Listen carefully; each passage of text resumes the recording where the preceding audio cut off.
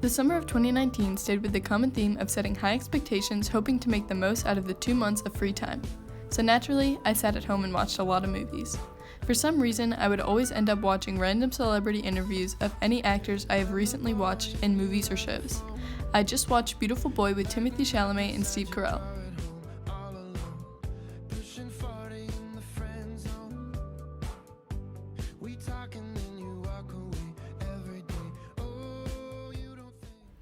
That night, I fell down this huge rabbit hole of watching, I'm guessing, 2 hours worth of interviews. It started with interviews of both Timothy and Steve together. Then I started watching interviews of them separately. Usually I'm watching these as background noise, but one moment from Steve's interview caught my busy mind. Steve Carell mentioned how he owns a general store in Marshfield, Massachusetts. You own a general store? Yeah. In Massachusetts? In another interview, he talks about how he spends his summer there and devotes some time to meet with people that stop by. Marshfield is almost right outside of Cape Cod. I usually visit the Cape with my mom and sisters at least once over the summer. So on our way, I thought it would be cool if we visit his shop and maybe we would be lucky enough to meet him. I brought this idea up with my mom and she had no complaints. It was something easy to accomplish. My mom found the store's Facebook to see if she could find any reviews or details about what the store had to offer, and she saw a post that announced that Steve was going to be there at the store on July 25th. This was a no-brainer. We had to go see him. I feel like ever since I was little, I wanted to meet someone famous. To meet someone that I have spent so much time watching his movies and shows like The Office, Vice, Crazy Stupid Love, and so many more, I started to realize how many movies I've watched with him. He has also acted alongside so many iconic actors and actresses I love, like Ryan Gosling, Brad Pitt, Emma Stone, and my personal favorite, Timothée Chalamet. I started to become so excited to get to see him in real life. I just had to wait a couple of weeks to meet him. The time I spent anticipating meeting him, I started to try and imagine what I was going to say to him or what it was going to be like. I started to try and imagine how everything would play out in the best possible way. The more I started to think about it, the more excitement I had for the next 2 weeks to go by.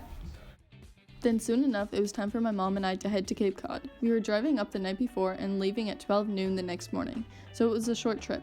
My mom and I spent the hour car ride listening to our favorite songs. It was so nice going on a vacation with just the two of us.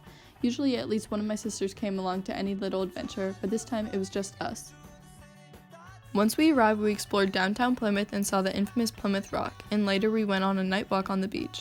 The night came to an end and I set my alarm for 6 a.m. in order to make it to Marshfield at 7 a.m., where a radio station was going to be outside the general store and Steve Carell would later join him.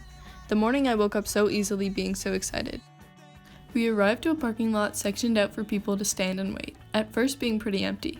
After an hour though, the parking lot was full and people started going into the street. One of the radio hosts announced that Steve would be arriving at 9 a.m., so patiently I stood there waiting. I overheard the person in front of me sharing how she traveled all the way from China just to meet him. All of a sudden people started screaming and I knew he just arrived. He got up to the radio table and started talking and doing an interview with the radio host while we just listened to all the projects he was working on. I felt like an insider getting to hear all these projects before anyone else. When the interview was over, he got up and the crowd started to take photos with him. Even though I was one of the first people to arrive, I still had to wait about 30 minutes till I got the photo with him, which I guess wasn't that bad compared to some people who had to wait an hour or more just to get a photo. I bought hats in the store previously for my sisters and got him to sign them for them. My mom took my photo with him and then it was just time for us to head home. In the car driving away, it felt so anticlimactic. That was it? All that anticipation just for this photo.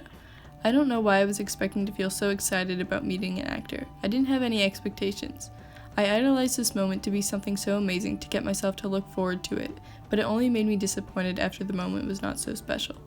It's still a good story to look back on, but I learned how idolizing a moment, person, or any future event creates an unrealistic belief.